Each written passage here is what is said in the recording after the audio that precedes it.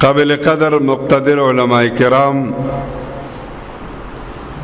د دې کلی او د دې علاقې سپینګیرو مشرانو نوجوانانو ګلالو ماشومانو د لوډ سپیکر په ذریعہ بهر پدې کلی کې د کوڅو کې او د کورونو په چار دیوارو کې ناستو پردنشینو خويندو میندو حاضر مجلس حضرات چې دا منظر ویني یا دا आवाज د لوډ سپیکر په ذریعہ باندې اوره دا د عظمت قرآن پنوم باندې جوړ شوی بابرکتا با سعادتا قرآن طرف ته منسوب مجلس دی او زمون د یو دو محترمینو مرحومینو د ایصال ثواب د پاره د هغي پسمندگانو مقرر کړی دی زمونږ د دیوبند د عقیده او د نظریه مطابق د مالی خیر خیرات او د صدقات او ایصال هم کې دي شي د خپل مړي پر روح باندې څه خیر خیرات او د اغي اجر او ثواب وربخل او د بدنی عبادت و ایصال هم جائز دی کو څوک دو رکعات نفل وکي یا د قرآن مجید تلاوت وکي یا د خیر یو څو خبرې چې په هغه باندې هغه مجلس کې په مستقبل کې څوک عمل وکي نو هم هغه مړی ته د هغه اجر او ثواب وررسي هم په دغه نیت او مراد باندې د دې کلی او د دې علاقې علماء کرامو د ایصال ثواب د پاره د عظمت قرآن په نوم باندې دا مجلس مقرر کړی دی وړاندې د نبی علیه الصلاۃ والسلام په شان کې د نبی علیہ الصلوۃ والسلام مدح خوانانو او ملمنو استاد مخه ته ګلهای عقیدت کې خودل او د مرحومین په بارک هم د خیر الفاظ ویل گویا کې دا د نبی علیہ الصلوۃ والسلام په حکم باندې عمل لې اذکروا محاسن موتاکم نبی علیہ الصلوۃ والسلام فرمایي چې تاسو د خپلو مړ خوبه بیانوي که هغه نیک اعمال کړی دي نو هم رب سره مخامخ شو که بد اعمال کړی دي نو هم رب سره ور مخامخ شو الله رب العالمین دې د دې مجلس تر اخره پورې چې څومره زمونږ د علاقې جید او ممتاز و مقتدر علماء کرام راځي او قال الله قال الرسول وی د هغې اورېدو توفیق دی الله پاک د دې محلې د خلکو نصیب کی او الله رب العالمین دې دغې مرحومینو ته د دې اجر او ثواب ور رسول کی اصل شیرونو عمل لے قسمیت وګ باندې دا خبره کوم چې د قرآن او د سنت او د شریعت د تعلیمات پرانا کې جوړې او خوږې او درنې خبرې سګران کار نه دی او دغه خوندورو جوړو مدلل خبرو تناستا د اغي اوریدل هم سګران کار نه دی ګران کار د وینا او د اوریدو په ځای باندې عمل لې او والله لازم په عمل باندې په دنیا کې نجات ته او په آخرت کې نجات ته په دنیا کې کمال له او په آخرت کې بم کمال حاصلېږي صرف په وینا او صرف په اوریدو باندې نجات او کمال نشتا.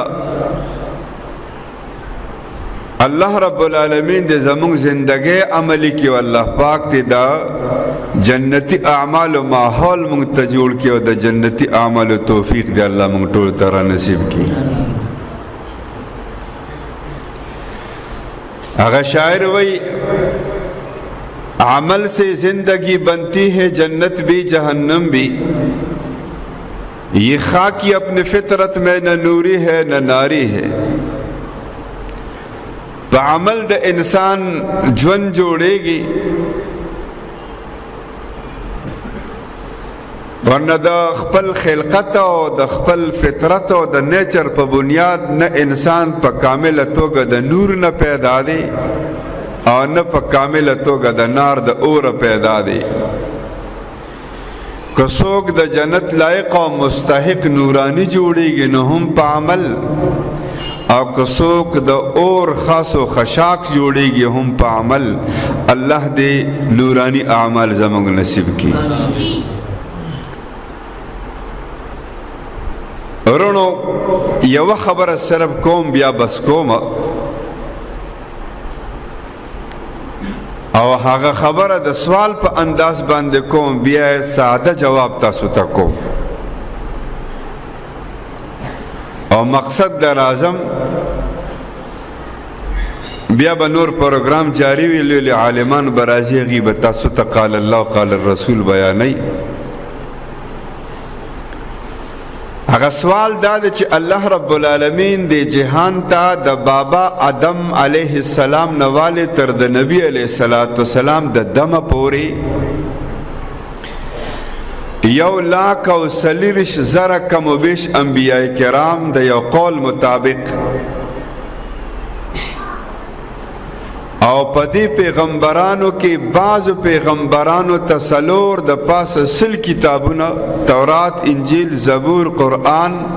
سل صحیفه ورکړی شوی وي. زمونږ د قرآنی عقیده او د شریعت د تعلیماتو په تناظر کې د پیغمبرانو د زنجیر اولنې کړه بابا آدم علیه السلام او اخیره کړه محمد عربی صلی الله علیه وسلم. او دا زمون عقیده ده چې د نبی علیه السلام نه بعد بل نبی راتلو والا، آواز کوي، بل نبی راتلو والا نبی علیہ السلام خاتم النبیین دی. دا زمون عقیده ده. او د نبی علیہ السلام ذات بابرکت دا زمون د ایمان مرکز دی. او د نبی علیہ السلام د ختم نبوت عقیده دا زمون د ایمان بنیاد دی. د قرآن مجید پسلو آیاتونو ثابت عقیده د نبی علیہ السلام په لس د پاسا 200 احادیثو ثابت عقیده د امت په اولنې غونډه اجماع ثابت عقیده ستا د مرګ د 73 عین قانون او د اغي 73 عین تفصیل ایکسپلینیشن دو دفعات عمده عقیده متواضح کوي چې نبی علیہ السلام دا د الله پاک اخیری نبی دی. د نبی علیہ السلام نه بعد بل نبی راتلو والا نشتا. که څوک دعوه کوي یا دعویدار مني یا د دعویدار نه دلیل غواړي، زمونږ د شریعت معتمد او معتبر کتابونه لیکي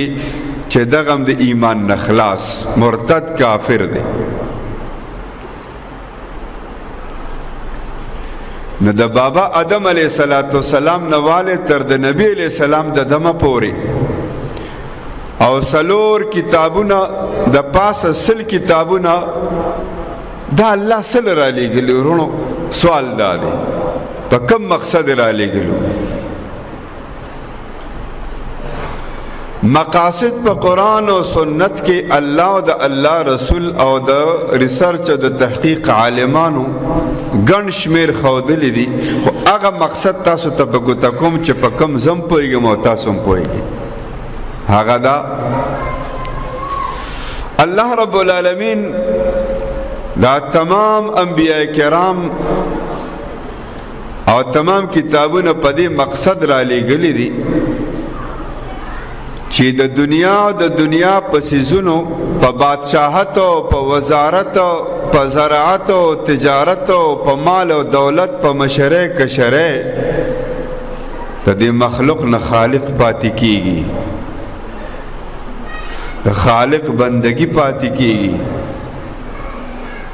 عبادت پاتې کیږي، رکوع سجده پاتې کیږي، الله د وړاندې عاجزی پاتې کیږي.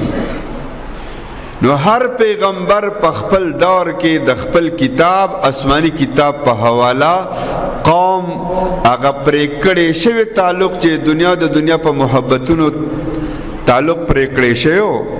نو هغه پرې کړی شوی تعلق به پیغمبر او کتاب بحال کو د الله پاک سره. نو په دې مقصد باندې الله رب العالمین پیغمبران آسمانی کتابونه را لېږلي دي چې د مخلوق پرې کړی شوی تعلق د خالق سره له جوړ کړي. ځکه هر پیغمبر قرآن گواه دی، خپل قوم ته هم دقه خبره کوله، یا قوم اعبدوا الله ما لکم من اله غیره، ای زما قومه د الله عبادتو کې د الله نه علاوه په عرش او په فرش باندې د رکوع، د سجدې، د نظر او نیاز او د منښت او د بندګۍ لایق او جوګه ګورې بل نشته. د الله سره تعلق جوړو. په آخر کې نبی علیہ الصلوۃ والسلام راغی، د خپل صحابه او د خپل دوستانو او د امت مسلمه تعلق خو محکم او مستحکم جوړ کړل، او پکې صحابه او تابعین د امت لیل اسلاف او لیل بزرگان پیدا شو. نو الله رب العالمین پیغمبران په دغه مقصد پیدا کړی دي او را لېږلي دي، کتابونه په دغه مقصد را لېږلي، او آخر کې قرآن مجید الله پاک را لېږلي. چا چې د وخت د پیغمبر تابعداري کړې ده او د وخت د کتاب د تعلیماتو تابعداري یې کړې ده، هغه خلق الله رب العالمین په هر حیث باندې چې او په هر پوزیشن کې چې هغه الله رب العالمین د الله د ځان سره او تړل، هغه کامیاب کړل او کامیاب به وي ان شاء الله. او چې کوم خلکو د پیغمبر په تعلیماتو د قرآن په ارشاداتو عمل او نک او ځان لري پاتې کو دنیا او د دنیا محبتونو، دنیا او د دنیا حکومتونو، دنیا او د دنیا ملازمتونو، تجارتونو، زراعتونو گیر کړل، نو بوخت یې کړل، د رب سره تعلق پیدا نشو، هغه لاړل. رونو د نبی علیہ الصلوۃ والسلام په وراثت کې عالمانو ته وراثت ملاو شوی دی، د عالمانو هم د کمیشن دی په دې ملک کې، په دې جهان کې، په دې کلو کې، په دې علاقو کې د عالمانو هم د کمیشن دی چې د خپل شاګردانو، خپل مریدانو او د خپل مقتدیانو، د خپل متعلقینو تعلق د الله سره جوړ کی. نورونو د خپل عالمانو د منبر او د محراب، د مرکز او د مدرسې، د مسجد او د خپل دین د پیشوایانو په خبره باندې عمل کوي، نو د رب سره به تعلق جوړیږي. والله لازم خدای گواه دی، زما خپل سوچ هم دقه دی، فکر مې هم دقه دی، د زړه اظهار درته کوم. هغه دا چې د عالمان هم د خپل مقتدیانو، د خپل شاګردانو او د خپل متعلقینو تعلق د الله سره جوړول غواړي. که مونږ حکم کوي هم د تعلق د پاره، که د روزه حکم کوي هم د تعلق د پاره، که د حج او د عمره حکم کوي هم د تعلق د پاره، که د زکات او د خیرات حکم کوي هم د تعلق د پاره، که مرکز ته د تلو وي او که مدرسې ته د تلو وي، که جماعت ته د تلو وي، که منبر او محراب سره او د مسجد سره د تعلق وي، یا د عالمانو سره د هغې سره د ناستې ولاړې د صحبت د جوړولو متعلق موږ ته هدایت راکوي. په اصلي معنو کې زموږ تعلق د خالق سره جوړول غواړي، نو د خپل خالق او د مالک سره تعلق غواړي که نه غواړي، تاسو نه تپوس کوم. نو د خپل عالمانو تابعداري کوي او چا چې تابعداري کړې ده کمالدار دي که غریبانان دی الله ولا حیثیت ورکي. شمس الرحمن شمسی صاحب استاسو د دې کلي یو پیدایشي یو نوجوان ما ته خپل اسخر صادق صاحب دا خبره کوله وی شمس الرحمن شمسی صاحب وی زه مولانا گوهر شاه صاحب یو پروګرام لتلو په هغه پروګرام کې زما د شمسی صاحب سره وی ملاقات شو. شمسی صاحب سره خبره اتره داسې وکړي مولانا صاحب وی صادق صاحب ما ول دعوت ورک نو هغه وی دغه حساب لک شانتي مهلت اغستو وی چې واپسو کې زراله ما گوهر شاه دي صاحب تمیر دلته کې نوجوان دی ډیر با صلاحیت نوجوان دی ډیر با صلاحیت با استعداد نوجوان دی اغل ورزو ول دعوت ورکو چې جمعیت علماء اسلام تراشي نو مولانا صاحب گوهر شاه صاحب ځان سره کو اورالو دعوت هم ورک ادا عام معاشري او نوجوان هغه الله رب العالمین کوم زینو تورسو سمر لیل علماء د هغه په مرګ باندې خفاو د هغه په جدای باندې هغه په فراق باندې د خفګان محسوسي رونو دا د منبر او د محراب د مدرسې او د مرکز او د جماعت او د نیکانو صالحانو د تعلق هغه برکت دی. والله که موږ تعلق جوړ کو نو په دې تعلق به موږ الله پاک ته ورسو. د پیغمبرانو مقصد هم دغه د کتابونو مقصد هم دغه د عالمانو مقصد هم دغه د دینی مدارس او مراکز او مساجد او مقصد هم دغه دی چې د مخلوق خدا تعلق د چا سره جوړ شي د خالق سره جوړ شي. جوړو به ان شاء الله کوشش وکاو دا مجلس هم په دغه نسبت باندې جوړ دی چې خلکو دا ترغیب ملو شي چې شمس الرحمن شمسی صاحب د هغه تعلق د علماو سره الله عزت ورکړي تاسو تعلق قائم او دائم وساتئ. الله دې هغه وبخي او پاک پروردگار دې د هغه برکات په دې باقی مانده وارثان او د دې کلی او د علاقې په دې ولس باندې کې خو دي. اقول قولي هذا استغفر الله لي ولكم ولسائر المسلمين فاستغفروه انه هو الغفور الرحيم.